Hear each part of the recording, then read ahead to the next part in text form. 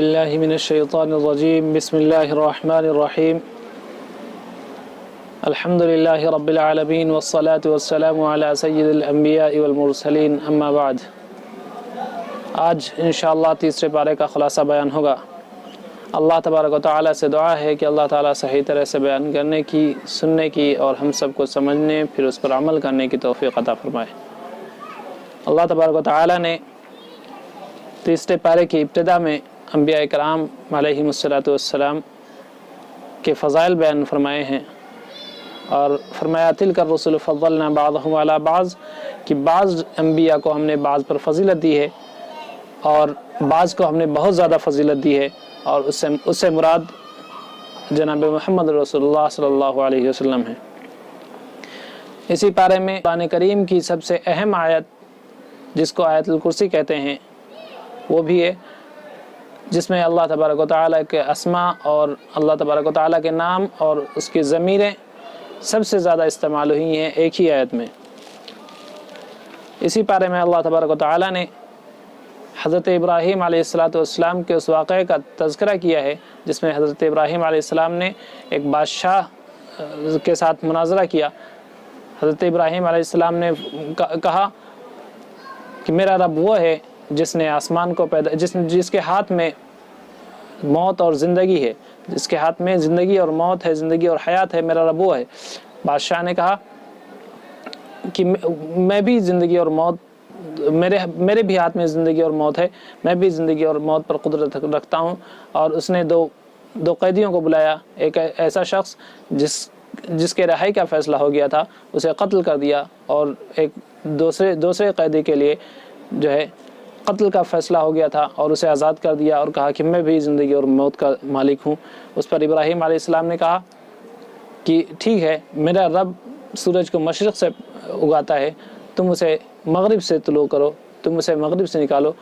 اس پر بادشاہ کچھ نہیں کہہ سکا اور خاموش ہو گیا۔ انہی آیت میں اللہ تبارک و تعالیٰ نے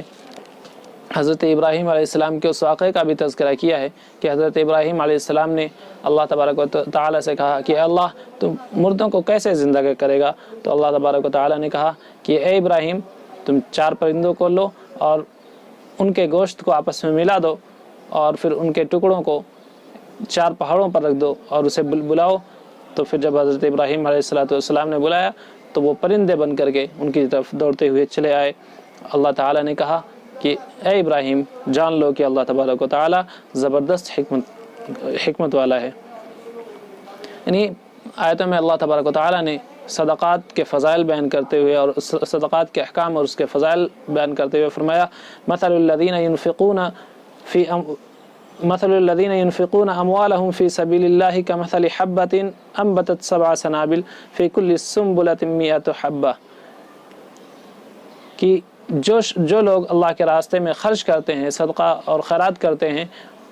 تو ان کی مثال گیہوں کی طرح ہے کہ ایک گیہوں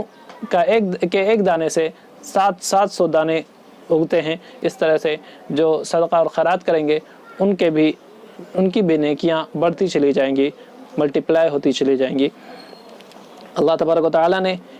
اس آیت کے بعد ایمان والوں کو مخاطب کرتے ہوئے فرمایا یا ایھا الذین آمنوا لا تبطلوا صدقاتکم بالمن والأذى، کہ اے ایمان والو تم صدقات اور خیرات کو جتا کر کے اور تکلیف دے کر کے، یعنی جس کو تم نے خیرات دیا ہے اسے تکلیف دے کر کے، اسے جتا کر کے کہ ہم نے تمہیں دیا ہے، یہ کیا ہے، وہ کیا ہے، اپنے صدقات کو خراب مت کرو، اپنے صدقات کو ضائع نہ کرو۔ اسی طرح اللہ تبارک و تعالیٰ نے انہی آیت میں کھیتی میں زمین سے اگنے والے اشیاء میں بھی کے بارے میں بتایا ہے کہ اس میں بھی غریبوں اور مسکینوں کا حق ہے، اور فرمایا وما اخرجنا لكم من الارض یا ایھا الذین آمنوا انفقوا من الطیبات ما کسبتم ومما اخرجنا لكم من الارض، کہ جو زمین سے ہم نے تمہارے لیے اگایا ہے اس میں بھی غریبوں اور مسکینوں کا حق ہے، جسے عشر کہتے ہیں، اسے بھی ادا کیا کرو۔ پھر اس کے بعد انہی آیت میں اللہ تبارک و تعالیٰ نے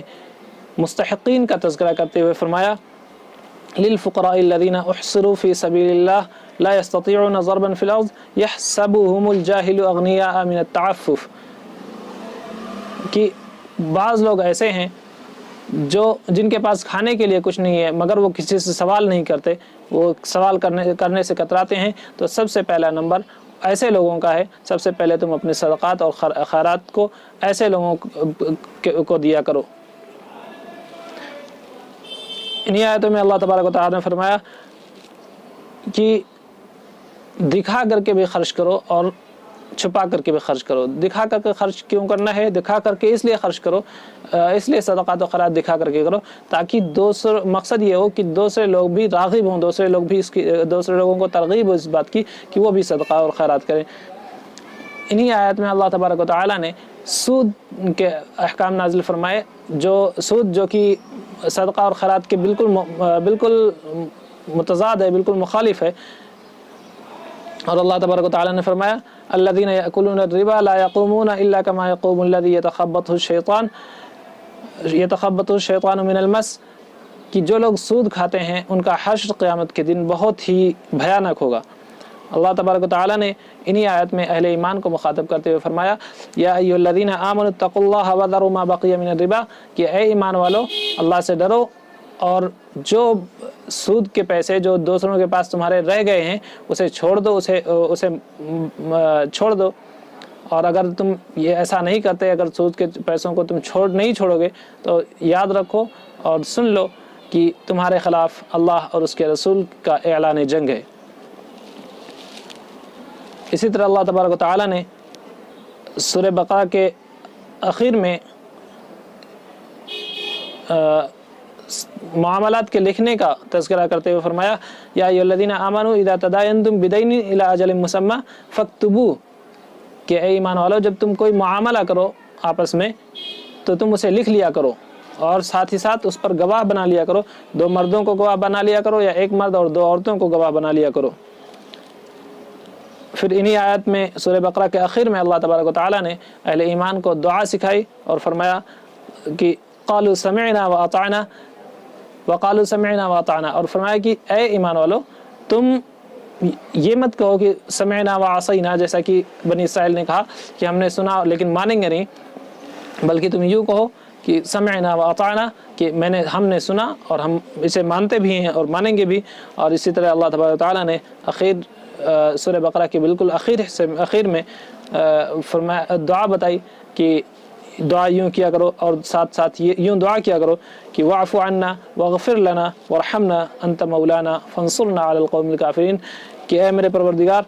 ہمیں معاف فرما، ہماری مغفرت فرما، ہم پر رحم فرما اور کافروں کے خلاف اور اسلام دشمنوں کے خلاف ہماری مدد فرما. اسی پارے میں سورہ آل عمران کی ابتدا ہوتی ہے. سورہ آل عمران کا شان نزول کچھ یوں ہے کہ نجران کے عیسائیوں کا ایک وفد اللہ کے رسول صلی اللہ علیہ وسلم کے پاس مناظرے کے لیے آیا. اللہ کے رسول صلی اللہ علیہ وسلم نے انہیں بتایا کہ عیسیٰ علیہ السلام اللہ کے بیٹے نہیں بلکہ اللہ کے بندے اور اس کے رسول ہیں، جس پر انہوں نے کہا کہ انجیل میں تو صاف طور پہ لکھا ہوا ہے کہ حضرت عیسیٰ اللہ کے بیٹے ہیں. تو اللہ تبارک و تعالیٰ نے اس کے بارے میں بتلایا هو الذي انزل عليك الكتاب منه آیات محکمات هن ام الکتاب واخرى متشابہات، کہ ہم نے تورات میں، انجیل میں، قرآن میں 2 طرح کی آیتیں نازل کی ہیں. ایک یہ کہ جو محکم ہیں، جن کے مفاہیم جن کے بالکل واضح ہیں، اور دوسری ایسی آیتیں جن کے مفاہیم واضح نہیں ہیں، جو ذو معنی ہیں، جن کے ظاہری معنی تو ہمیں معلوم ہے لیکن اس کا اصل مفہوم کیا ہے وہ اللہ ہی کو معلوم ہے. تو ایسی آیتیں جو متشابہ ہیں، ایسی آیتوں کی تفسیر ان آیتوں سے کی جائے گی جو محکم ہے. محکم آیتوں سے متشابہ آیتوں کی تفسیر کی جائے گی. اور اللہ تبارک و تعالیٰ نے تورات میں، انجیل میں اور قرآن میں صاف لفظوں میں کہا ہے کہ اللہ تبارک و تعالیٰ کی کوئی اولاد نہیں، اللہ نہ جنا گیا ہے اور نہ اس کی کوئی اولاد ہے. لہٰذا اگر ان انجیل میں کوئی ایسا لفظ آیا ہے جس سے بظاہر معلوم ہوتا ہے کہ وہ اللہ کے بندے ہیں، تو یہ متشابہ آیتیں ہیں. لہٰذا ہمیں اس سے حضرت عیسیٰ کے بیٹے ہونے کا ثبوت نہیں ہوتا ہے،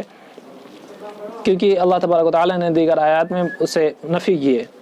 اسی طرح اللہ تبارک و تعالیٰ نے فرمایا هو الذی یصورکم فی الارحام، کہ اللہ ہی ہے جو تمہیں تمہارے ماؤں کے پیٹ میں، تمہارے ماؤں کے رحم میں تم کو بناتا ہے۔ حضرت عیسیٰ نہیں بناتے کہ وہ عبادت کے لائق ہوں۔ اسی طرح اللہ تبارک و تعالیٰ نے ان آیات میں اعلان کیا ہے کہ ان الدین عند اللہ الاسلام، کہ دین صرف اور صرف اسلام ہی ہے،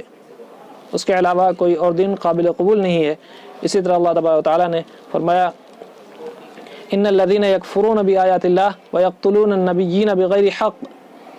کہ جو لوگ اللہ کی نشانیوں کا انکار کرتے ہیں اور اللہ کے نبیوں کا قتل کرتے ہیں، اور اسی طرح سے ہر وہ شخص، اسی طرح حق گو شخص یعنی جو حق بات کہتا ہے اس شخص کو قتل کرتے ہیں، تو ان کو عذاب علیم کی خوشخبری دے دیجئے، ان کے لیے دردناک عذاب ہے۔ اس میں ہر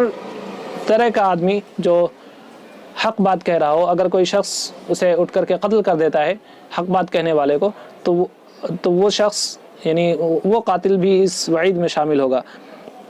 اسی طرح اللہ تبارک و تعالیٰ نے انہی آیات میں فرمایا لا يتخذ المؤمنین الکافرین اولیاء من دون المؤمنین، کہ اے مومنوں، مومنوں کو چھوڑ کر کے کافروں کو اپنا رازدار مت بناؤ۔ وجہ کیا ہے؟ کیوں رازدار بنانے سے منع کیا جا رہا ہے؟ فرمایا کیونکہ ان میں سے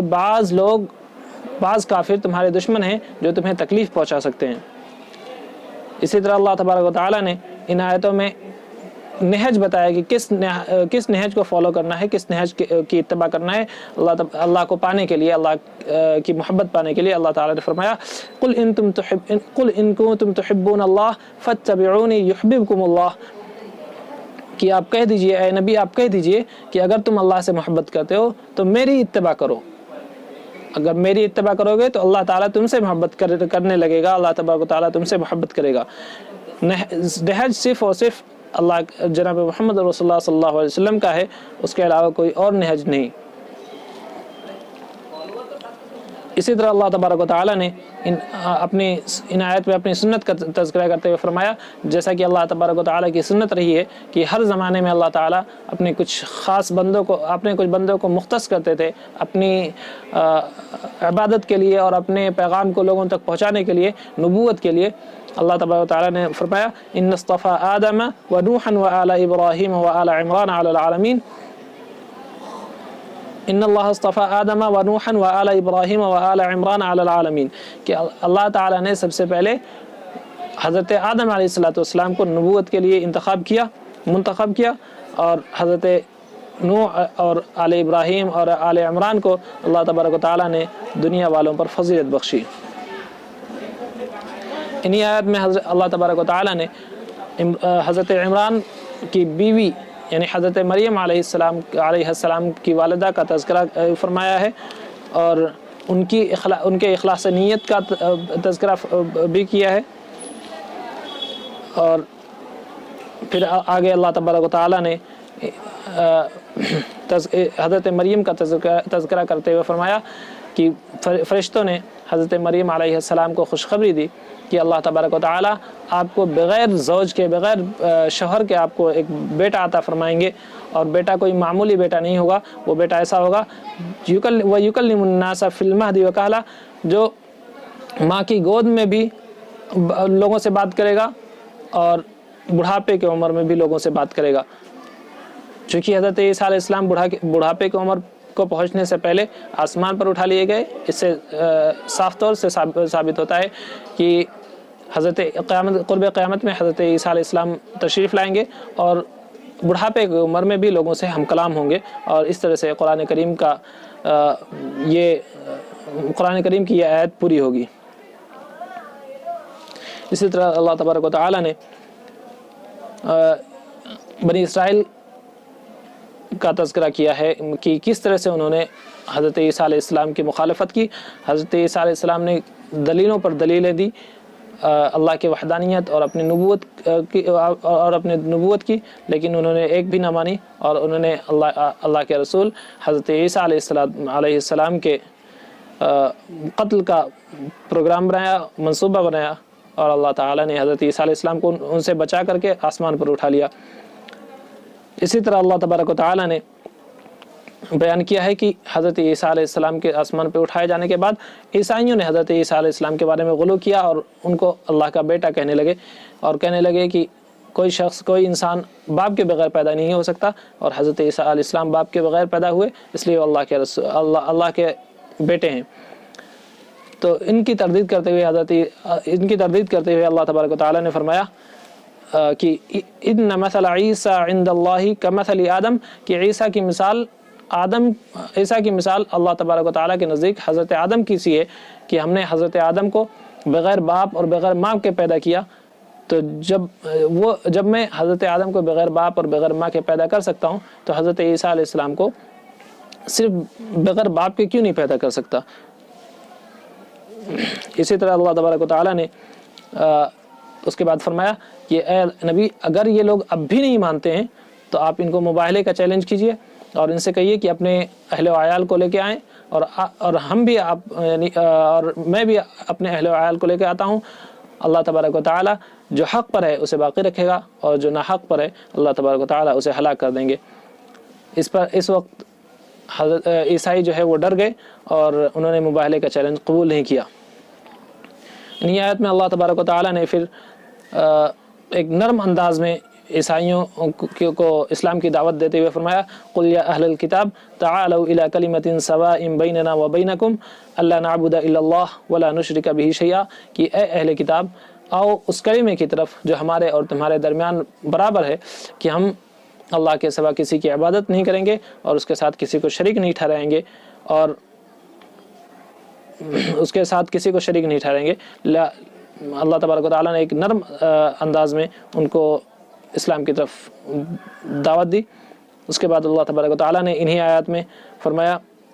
جو حضرت عیسیٰ علیہ السلام پر اعتراض، ایک الزام جو لگایا جاتا تھا کہ حضرت عیسیٰ علیہ السلام نے خود اپنی عبادت کی طرف لوگوں کو کہا ہے کہ مطلب میری عبادت کرو، لوگوں کو یہ کہا ہے کہ میری عبادت کرو، تو اللہ تبارک و تعالیٰ نے اس الزام کا جواب دیتے ہوئے فرمایا، ما کان لبشر ان یؤتیہ اللہ الکتاب والحکمہ والنبوہ ثم یقول للناس کونوا عبادا لی، کہ کسی انسان کی، کسی بشر کی یہ مجال نہیں ہے کہ اللہ تبارک و تعالیٰ اس کو نبوت سے سرفراز کرے اور پھر وہ لوگوں کو اللہ تعالیٰ کی عبادت کی طرف، اللہ تعالیٰ کی طرف بلانے کے بجائے اپنی طرف بلائے۔ انبیاء اس کام کے لیے مبعوث نہیں کیے جاتے۔ انبیاء کا کام جو ہوتا ہے وہ بخوبی نبھاتے ہیں، اور وہ یہ ہوتا ہے کہ اللہ تبارک و تعالیٰ کی طرف لوگوں کو دعوت دینا۔ اسی طرح اللہ تعالیٰ نے جو ابھی اسی پارے میں اس سورت کی ابتدا میں ایک اعلان کیا تھا کہ صرف اور صرف اسلام ہے، اس پر تاکید بیان کرتے ہوئے فرمایا، وَمَن يَبْتَغِ غَيْرَ الْإِسْلَامِ دِينًا فَلَن يُقْبَلَ مِنْهُ، کہ اسلام کے علاوہ اگر کوئی شخص کوئی اور دین اختیار کرتا ہے تو ہرگز قبول نہیں کیا جائے گا، اور اس کے لیے بہت ہی خسارہ ہے، اس کے لیے گھاٹے کی چیز ہے۔ یعنی اسلام، وہاں کا پیچھے بتایا گیا کہ اسلام ہی دین برحق ہے، اس کے بعد اب اس پہ تاکید کرتے ہوئے فرمایا کہ اسلام کے علاوہ کوئی اور دین قابل قبول نہیں ہے، چاہے وہ کوئی سا بھی دین ہو۔ پھر اس پر تیسری تاکید کرتے ہوئے اللہ تبارک و تعالیٰ نے اس پارے کے آخر میں فرمایا، ان الذین کفروا وماتوا وهم کفار فلن يقبل من احدهم ملء الارض ذهبا ولو افتدى به، کہ اگر کوئی شخص کفر کرتا ہے اور پھر کفر کی حالت میں ہی اس کی وفات ہو جاتی ہے، اس کا انتقال ہو جاتا ہے، تو اگر وہ یہ چاہے کہ عذاب سے چھٹکارا پانے کے لیے زمین کے برابر بھی سونا خرچ کرے، زمین کے برابر بھی سونا دے دے اور عذاب سے چھٹکارا پا جائے، تو وہ عذاب سے چھٹکارا نہیں پا سکتا، اس کے لیے دردناک عذاب ہے۔ وآخر دعوانا